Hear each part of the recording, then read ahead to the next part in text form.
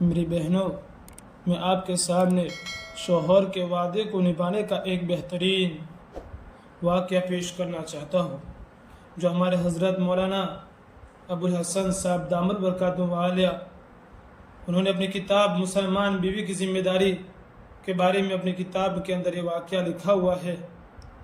واقعہ یہ ہے کہ آپ صلی اللہ علیہ وسلم کے زمانہ تھا۔ آپ صلی اللہ علیہ وسلم کے زمانے میں یہ واقعہ پیش آیا۔ ایک خاتون کے شوہر کا گھر اوپر کی منزل پر تھا، جو ہمارے گھر ہوتے ہیں ایک منزلہ دو منزلہ، اس خاتون کا گھر اوپر کی منزل پر تھا اور اس کے والدین اس گھر کے نیچے رہتے تھے، یعنی نیچے والی منزل پر رہتے تھے۔ شوہر نے جب سفر کا ارادہ کیا، جب سفر چلنے لگا تو اپنی بیوی سے کہا کہ میں عہد لیتا ہوں تو اوپر سے نیچے مت اتارنا، تو اوپر سے نیچے مت اتارنا، اگر تم میرا کہنا مانتی ہو۔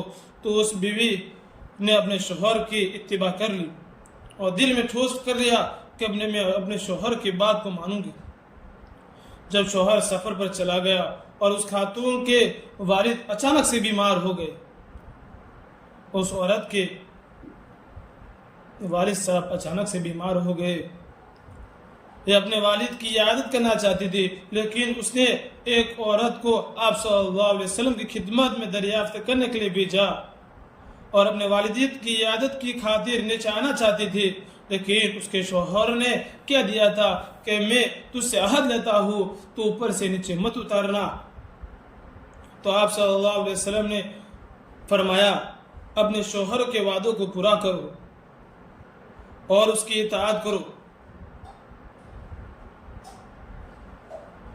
اور میرے بھائیوں، میری بہنوں، پھر والد کا انتقال ہو گیا۔ اس نے آپ صلی اللہ علیہ وسلم سے پھر مشورہ لیا اور ایک عورت کی طرف بھیجا، ایک عورت کو آپ صلی اللہ علیہ وسلم کے پاس بھیجا، پھر سے کہا کہ میرے والد کا انتقال ہو گیا، اے اللہ کے نبی میں کیا کروں؟ آپ صلی اللہ علیہ وسلم نے پھر وہی جواب دیا کہ اپنے شوہر کی اطاعت کرو۔ میرے بہنوں، اوپر سے نیچے نہیں آئی اور باپ کے چہرہ کا آخری دیدار بھی نہیں کیا۔ والدین کو دفن کر دیا گیا، والد صاحب کو دفن کر دیا گیا۔ پھر آپ صلی اللہ علیہ وسلم نے اس عورت کو ایک خوشخبری سنائی کہ اس کے اپنے شوہر کی اطاعت اور وعدوں کو پورا کرنے کی وجہ سے اس کے والد کی اللہ تعالیٰ نے مغفرت فرمائی۔ اللہ تعالیٰ کو دیکھو، اس بیوی کو اپنے شوہر کی حکم کو فرما برداری، اپنے شوہر کے وعدے کو نبھایا۔ اللہ تعالیٰ نے اس لڑکی، اس عورت کے والد کو بخشش فرما دی۔